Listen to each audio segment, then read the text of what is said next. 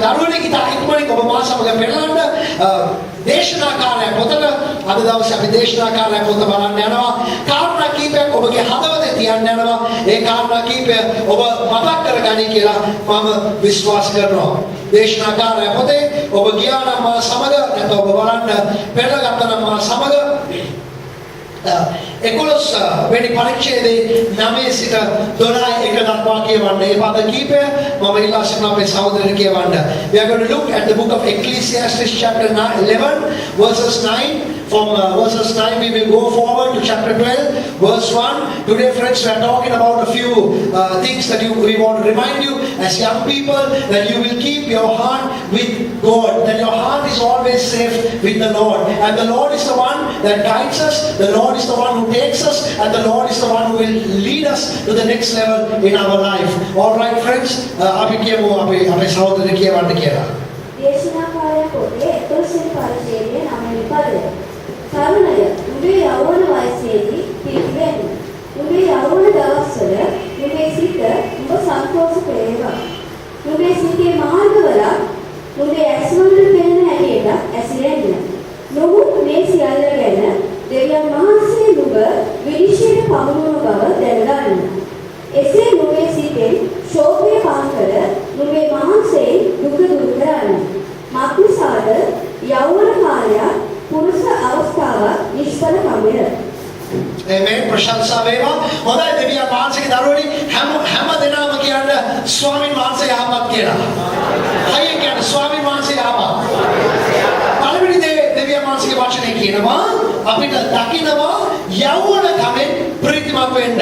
අද ඔබ තරුණියෙක් නම් today if you are in that age of your young person, මතක තියාගන්න ඔබ ප්‍රීතිමත් වෙන්න, ඔබ සන්තෝෂ වෙන්න ඔබට අද උදා කරලා තිබෙන කාලය නිසා. Be happy that you are in a very good stage of your life. ඔබගේ ජීවිතේ ඔබ හොඳ කාලෙක ඉන්නේ.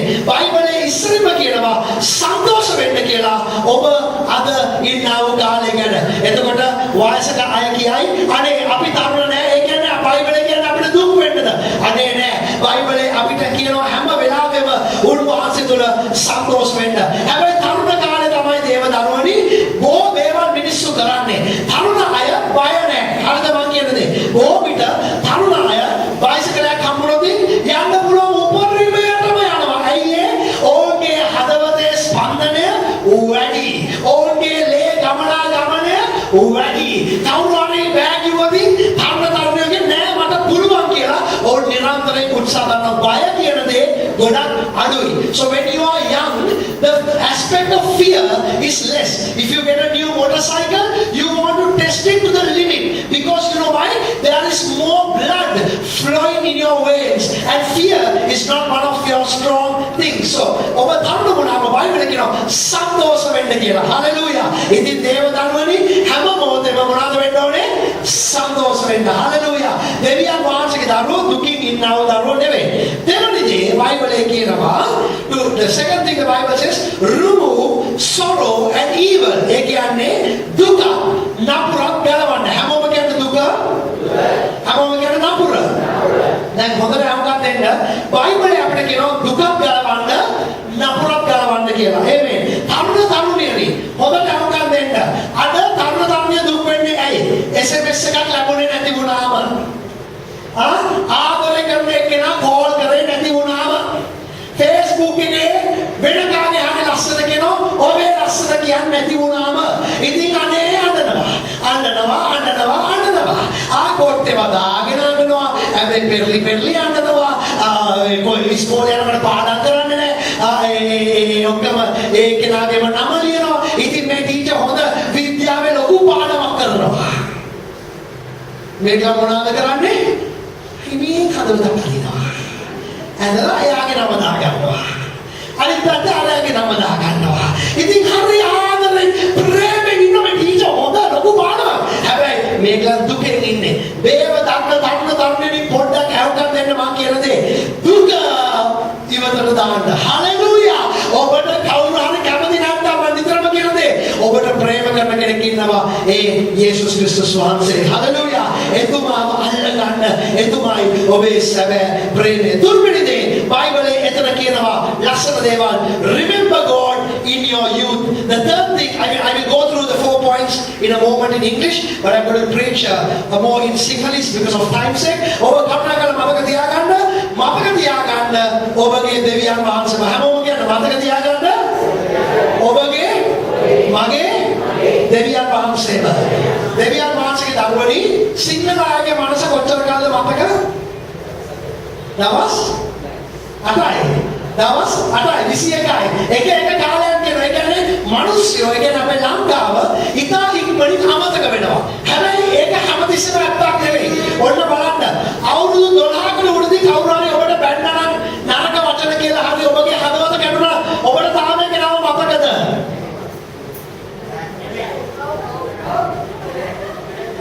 දැකලා සභාව ඇතුලේ අනිවාර්යයෙන්ම බොහෝදුරට සමහර කාලෙට ඒ කෙනාව දැක්ක ගමන් තරහවක් ඇති වෙනවා. මෙයා මට එදා මේ පරණ දේවල් මතක් කර තාම තරහින් ඉන්නවා. සමහර කාලෙට පුළුවන් ඒ පරණ දේවල් අමතක කරලා ඉස්සරහට යන්න. හලෙලූයා. දෙවියන් වහන්සේගේ දරුවනි උන්වහන්සේව අමතක කරන්න එපා. හලෙලූයා. ඔබගේ යාළුවෝ යයි. ඔබගේ ඉස්කෝලේ කාලේ යයි. ඔබගේ ජීවිතේ මිනිස්සු ඒ අය එළියට යයි. හැබැයි උන්වහන්සේ සදාකල් ඔබ සමග ජීවත් වෙන දෙවියන් වහන්සේ. හලෙලූයා. එතුමාව අල්ලගන්න. හතරවෙනි දේ මේක වැදගත් කාරණාව. බයිබලයේ කියනවා මතක තියාගන්න උන්වහන්සේ නැවත එන බව. ඒ පරිච්ඡේදය අපි දකිනවා. උන්වහන්සේ විනිශ්චය කරන්න යනවා. උන්වහන්සේ නැවත එන බව මතක් කරගන්න. නැත්නම් ඒක සිහියට ගන්න. Here are the 4 things the Bible tells us quickly in English. The Bible says rejoice in your youth. The second thing the Bible says, remove sorrow and evil. The third thing the Bible says, remember your God in the moments of your youth. And the fourth thing the Bible says, reflect on what is coming. Again, end of the day again, matak karaganda. Hogay deva darwani, Bible ekeno matak karaganda kena. Me deva takkara liya ganda. Unwansege vachane keno, prathamenma matak karanda. Deviyan wahanse kawuda kiyala. Hallelujah. Deviyan wahansege swarupe mokada. Deviyan wahansege karana de mokada. Mewa liya ganda. Deviyan wahanse anukampawai. Hallelujah. Apita anukampa ganna deviyan wahanse. Deviyan wahanse ප්‍රේමයයි. Hallelujah. මුළු ලෝකෙම ප්‍රේමයට වඩා දෙවියන් වහන්සේ අපිට ප්‍රේම කරනවා. Hallelujah. තුන්වෙනි දේ බයිබලයේ කියනවා දෙවියන් වහන්සේ අනුග්‍රහය. අනුග්‍රහය කියනකොට grace. ඒ කියන්නේ අපිට වටින්නේ නැති දේ උන්වහන්සේ අපිට දෙනවා. දේව දරුවනි 1993 තරුණ කඳවුරක නුවරඑළියේ ප්‍රදේශයේ මම ගමන් කරාම දෙවියන් වහන්සේ 1993 එක දේශකෙක් මාර්ගයෙන් මගේ ජීවිතේට කතා කරා. ඒ කාලේ මට මතකයි 93 දී මගේ ජීවිතේ ගෙනිච්ච මම එක මාර්ගයක මම උන්වහන්සේව දැනගත්ත පොඩි කාලයක් ආව මගේ ජීවිතේ යේසුස් වහන්සේව මම විශ්වාස කරපු නැති කාලයක්. හැබැයි 1993 ඒ තරුණයන්ගේ කඳවුරේ මට මතකයි යේසුස් වහන්සේට මගේ ජීවිතේ මම නැවත බාර දුන්නා. ඒ කියන්නේ අවුරුදු 20කට උඩදී උන්වහන්සේ එදා ඉඳන් පටන් ගත්තේ ඉදිරියටම යන්න උන්වහන්සේ කරුණාව දෙන දෙවියන් වහන්සේ. මතක තියාගන්න උන්වහන්සේ ජීවිත වෙනස් කරන ස්වාමීන් වහන්සේ. හලෙලූයා. අමතක කරන්න එපා. ඔබට අද ලැබිලා තිබෙන හැම ආශිර්වාදයක්ම දෙවියන් වහන්සේ ඔබට කරපු ආශිර්වාදය. හලෙලූයා. ඒ වගේම බයිබලයේ කියනවා අමතක කරන්න එපා දෙවියන් වහන්සේගේ ආඥා. මේව ලියා ගන්න. ප්‍රධාන ආඥා දෙකයි තියෙන්නේ. 2 main commandments. The Bible gives us various things to remember. හැබැයි මේකෙන් අපි මතක තියාගන්න ඕනේ ප්‍රථමයෙන්ම දෙවියන් වහන්සේට ප්‍රේම කරන්න. දෙවෙනුවට තමාගේ අසල්වැසියාට තමාට මෙන් ප්‍රේම කරන්න. ඔබ ලියා ගන්න ඔබගේ හදවතේ ඔබගේ ජීවිතේ ලියා ගන්න. ස්වාමීන් වහන්සේ කියනවා දෙවියන් වහන්සේට ප්‍රේම කරන්න. ඔබ ප්‍රේම කරන අයට ඔබ මොනවද කරන්නේ? ප්‍රේම කරන අයට ඔබ මොනවද කරන්නේ? කියන්නකෝ දේව දරුවෝ. සමහර අය අවුරුදු 25 වෙනකම් මොකුත් කියන්නේ නැහැ. ප්‍රේම කරන අයට මොනවද කරන්නේ? ප්‍රේම කරන අයට ප්‍රේම කරනවා. හලෙලූයා. ඔබ මොන හරි දෙනවා. හරිද මං කියන දේ? එක්ක ඔබ දෙනවා කාලය. හරිද මං කියන දේ? ඔබ ප්‍රේම කරන අයට අනිවාර්යයෙන්ම ඔබ දෙනවා මොකද? කාලය.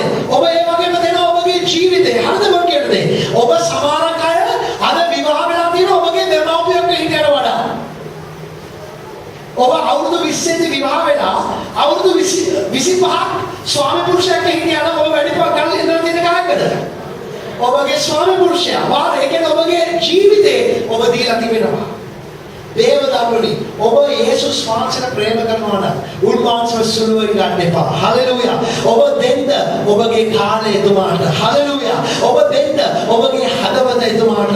ඔබ දෙන්න ඔබගේ මුදල එතුමාට. ඔබ දෙන්න ඔබගේ දක්ෂතා එතුමාට. අද බලන්න දේවදරුවනි සන්තෝෂ වෙන්නේ නැද්ද? බොහෝ දක්ෂතා යුනිවර්සිටි එකේ කෙනෙක් ඇවිල්ලා කතා කරා. හරි ඒ කියන්නේ දෙවියන් වහන්සේ විශ්වවිද්‍යාලයේ ක්‍රියා කරනවා. හලෙලූයා. අද ඇවිල්ලා ගායනා කරා කලා ශාස්ත්‍රයේ. දෙවියන් වහන්සේ කලා ශාස්ත්‍රය තුල ක්‍රියා කරනවා. හලෙලූයා. වෛද්‍යවරු ඉන්නවාද යේසුස් වහන්සේව පිළිගන්න.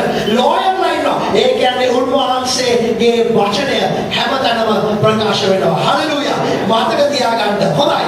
තව දේවල් බයිබලයේ කියනවා මතක තියාගන්න කියලා. In English, hold on in English, I'm going to come back and I'm going to tell you all these things what I'm telling you. මතක තියාගන්න යාඥා කරන්න ප්‍රශංසා කරන්න. හලෙලූයා. අමතක වෙන්න එපා. යාඥාව ප්‍රශංසාව නැති කල අපේ ජීවිත හිස් ජීවිත වෙනවා. Quickly friends, if you want to hear it in English and those of you who are writing in English, here it is. Reflect on what is coming. Remember your Creator. This is what the Bible says.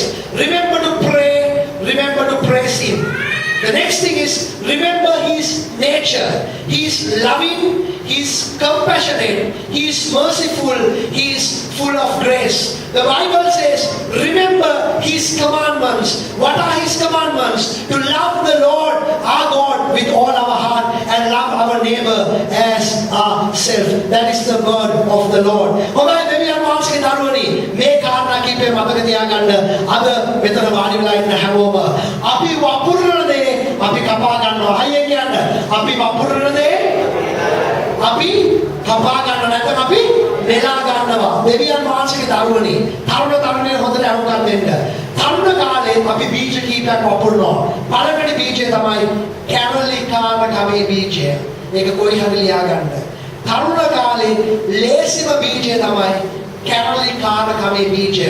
When you are young, one of the dangerous seeds that you will sow is the seed of rebellion. Listen carefully.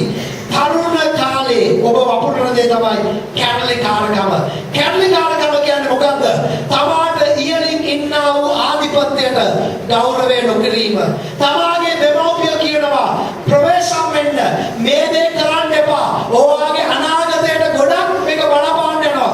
හැබැයි ඔබ මොනවද කරන්නේ?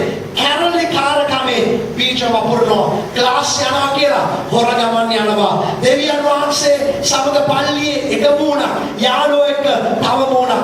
කැරලිකානකමේ බීජ වපුරන්න එපා. Hallelujah. ඔබ කියන්නේ ස්වාමිනී මට උගන්වන්න හොඳ බීජ වපුරන්න. හලෙලූයා. දෙවනි බීජය තමයි තරුණ කාලේ වපුරන බීජ. මේක තරුණ වුණත් එකයි වයසට යන්න යන්න සමහර කාලෙට මේ බීජ වැඩි වෙනවා. බොරු කීමේ බීජ. The second type of seed that you will sow, it's easy to sow in your life, is the seed of lying. It is not only when you are young. Some people when they get older, they develop on their lies. Their lies become better by day by day. කියන්නේ යන්න යන්න කාලේ ඕකේ බොරු ඊට වඩා හොඳ වෙනවා. දේවදරුවනි මේ බීජය වපුරන්න එපා. බොරුවේ බීජය. ඔබ අවංක කෙනෙක් වෙන්න. හලෙලූයා. ඔබ වචනයක් කතා කරොත් ඒ වචනේ පොරොන්දුව තියාගන්න. ආමේන්. සමහර අය හිතනවා මට සම්බන්ධතා දෙක තුනක් තිබ්බොත් හොඳයි. ඉතින් මේ ගෑනු ළමයට බොරුවක් කියනවා. අර ගෑනු ළමයට බොරු SMS එකක් යනවා. අරකට ඉතින් ඊට පස්සේ යාළුවන්ට කියලා ලොක්ෙක් වගේ කියනවා. දන්නවද? මට ඉන්නවා මේ වගේ. ඒ පිරිමියාගේ ඒක තියෙනවා. මේ ලෙඩේ. ගෑනු ළමයා අනේ මේ තියෙන ඔක්කොම දේවල් වියදම් කරලා යාගේ මුළු ජීවිතේම මේකට ගත කරනවා. අම්මලාට බොරු කියනවා. බොරුවේ බීජය වපුරනවා. තරුණ තරුණියන් හොඳට අහුම්කම් දෙන්න මේක ඔබගේ ඉරිදා අද. ඔබ බොරුවෙන් ඔබගේ අනාගතය හැදුවොතින් ඔබගේ අනාගතයේ ඉදිරිය ඔබ නෙලා ගන්න යන්නේ බොරුවේ ප්‍රතිඵල. ඇවුනද මං කිව්වද? ඔබ බොරුවේ බීජ වපුරනවා නම් ඔබට අනිවාර්යයෙන්ම එන්න යන්නේ බොරුවේ ප්‍රතිඵල. තුන්වෙනි දේ බයිබලයේ කියනවා සොරකම් කිරීම. මේක ඇවුම් දෙන්න අපිට වපුරන්න පුළුවන් බීජ සොරකම් කිරීමේ බීජ the seeds of stealing අපිට දෙවියන් වහන්සේගේ කාලය සොරකම් කරන්න පුළුවන් දෙවියන් වහන්සේගේ මිනිස්සු සොරකම් කරන්න පුළුවන් ඒ වගේම ප්‍රොෆෙසර් වෙන්න ඔබගේ හැබැයි කමේ බීජ ගැන මම ඉල්ලා සිටින්න යනවා අපේ සහෝදරයට මට කියවන්න දෙවනි පේදුරු පොතේ තුන්වෙනි පරිච්ඡේදයේ 7 සිට 11 දක්වා අපිට දිගටම කියවන්න I'm going to ask us to read now from 2 Peter chapter 3 verses 7 to 11 we want to see a few things about what we sow and what we reap and about our final destination ඒ කියන්නේ අපේ අන්තිම කාලය ගැන අපිට ගන්න ඕන තීරණ hallelujah අපි ඒක කියවමු ඒ දෙවියන් වහන්සේගේ කොටස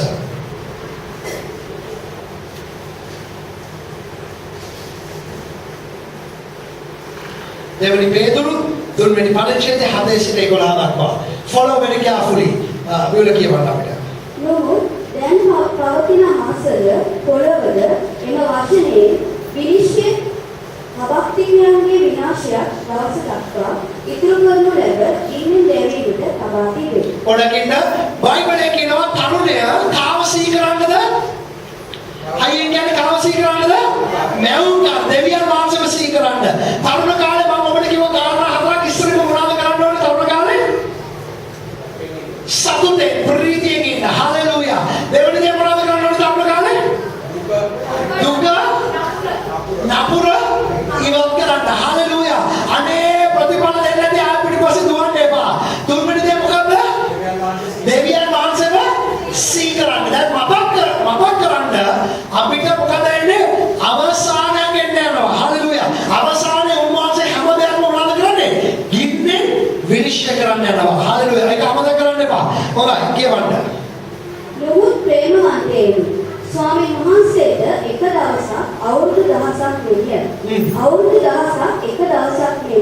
යන මේ එක කාරණය මතක නැති නොකරන්න. ප්‍රමාණයයි සමහරු සලකන ඇටියට ස්වාමීන් වහන්සේ තමන්ගේ පොරොන්දුව ගැන ප්‍රමාද නොවසේක. නොවුන් සියල්ලම පසුතැවිලි වෙනවාට මිස කිසිදෙයක් විනාශ වෙනවාට උන්වහන්සේ නොකැමැතිව. පොඩකින් විලපෝදා හalleluya. අපි following that yes. හොඳට අවුකම් දෙන්න. දෙවියන් වහන්සේගේ දරුවනේ උන්වහන්සේගේ වචනය කියනවා උන්වහන්සේ පොරොන්දු ඉෂ්ට කරන දෙවියන් වහන්සේ. හalleluya. අයින් කියන්නේ දෙවියන් වහන්සේ මගේ ජීවිතේ පොරොන්දු ඉෂ්ට කරන දෙවියන් වහන්සේ. දැන් මෙන්න බලන්න දේව දරුවනේ අපි ඔබට කිව්වා මතක් කරන්න. ඔබගේ ඉදිරිය මතක් කරන්න. දෙවියන් වහන්සේ කරලා තියෙන දේ මතක් කරන්න. උන්වහන්සේ නැවත මේ ලෝකෙට එනවා මතක් කරන්න. ඒ වගේම උන්වහන්සේගේ කැමැත්ත සියල්ලම මොනවද? ගැලවීම ලබන පිණිසයි. තරුණිය ඔබට ඇහෙනවද මේ දේ? දෙවියන් වහන්සේගේ කැලෙන්ඩරය වෙනස්.